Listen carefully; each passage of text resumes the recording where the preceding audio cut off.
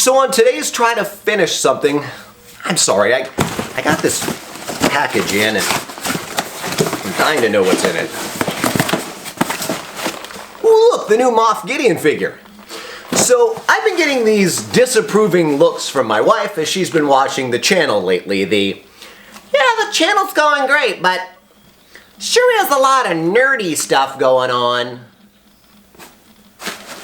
What do you mean, nerdy stuff? So on today's try to finish something, I'm going to tackle something around the property, around the house that she would probably like to have done. We had a new barn put in, and inside a barn, inside the stalls, you put these thick rubber stall mats to protect the horse's feet when they come in at night and make it a little more comfortable. I didn't think this was going to have a mass appeal, but it's been over 2 months and I've been waiting for mats to come in because everybody is sold out. Why? Everyone is using these stall mats as exercise mats to protect the garage floors and inside their rooms.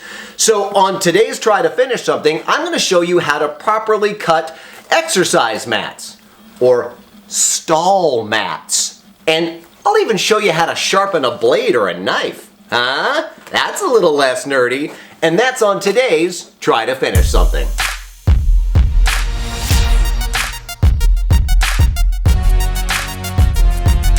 So, the stall mats. If you don't secure them and install them properly, this will happen. When they overlay each other and stack on top of each other, the edges get beat up and brittle and they just break off. The same thing would happen in your home gym. We need to secure the mats together and cut them properly. My wife will hate that I didn't clean up the shed first. Oh well. So first, level the area and fill it all in with rock, not your home gym. Another tip, do this before the walls are up. The tractor won't fit through the door, so it's a whole lot of shoveling. Stall mats finally arrived and time to unload. Dear God, these things are heavy and awkward. It's like moving a 250-pound water weenie flopping around and won't stay put. You do know what a water weenie is, right? Anyway. Now the tools, and I guess a supervisor visit. You don't need a horse, but you will need a large cutting blade, a drill bit the size of the heavy-duty zip ties you have on hand, and a couple of long 2x4s, a drill, and a tape measure. Now, to get her out of the way. All right, now drag your first 2 mats into place and turn them upside down. In the costuming world, we call the good side, the side you want to see, the hero side. We want the hero side facing down. I went nerdy again, didn't I? Time to cut one of the mats so together they are the right length with just a box cutter blade. I've tried saws, super messy, and a ton of melted rubber bits clogging up everything. Trust me, this is the best. Put your sacrificial 2x4 under the mat and use the other 2x4 as your straight edge and just score the mat. Keep doing this 5 to 10 times, then push on the short side of the mat to open up that score line and keep cutting till you get all the way through. It's not quick, but it is easy and it's clean.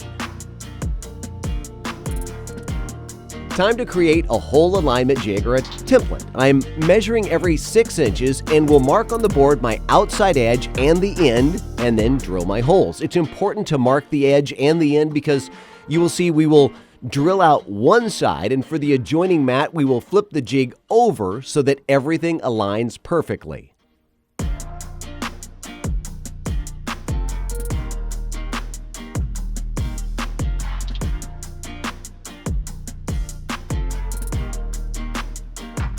Now, with the hero side down, we're going to just thread those zip ties through with the smooth side facing the rock floor. Yeah, I know my zip ties are way too long, but it's all I have. I'll just cut them off at the end. See, this whole ugly knotted side will be under the mat and not seen. If you're doing this on a gym floor, you're going to put that knot inside the hole so that it's not seen. We will flip this over. By the way, this is so much easier with help. Now it's like a double water weenie and it's twice as heavy. When it's done, look how clean it looks and it's perfectly stitched together. Now, to repeat the process a lot. So eventually the 10 to 15 scores to get through that mat will become something like 50. It just means you're blade is dull and the rough mats will cause pitting and chips in your blade. You can just toss it and replace it, or there's so much good metal left, you can just sharpen it. It's super easy and the same method you would use on any knife you have. If you have a sharpening stone, this one has a coarse side and a smooth side. If your blade is pitted, use the rough side first, then the smooth. Hold your blade at a 22.5 degree angle. Now, for visual reference, take a piece of paper and fold it in half, 45 degrees. Fold it again, 22.5. That is the angle you should be sharpening on the stone. Make sure you sharpen the same number of times on each side of the blade.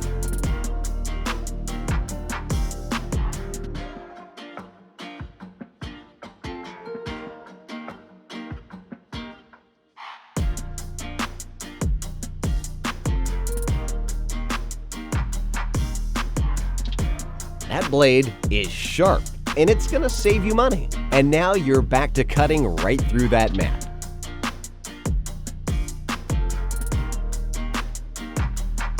Once you're done, supervisor approval time.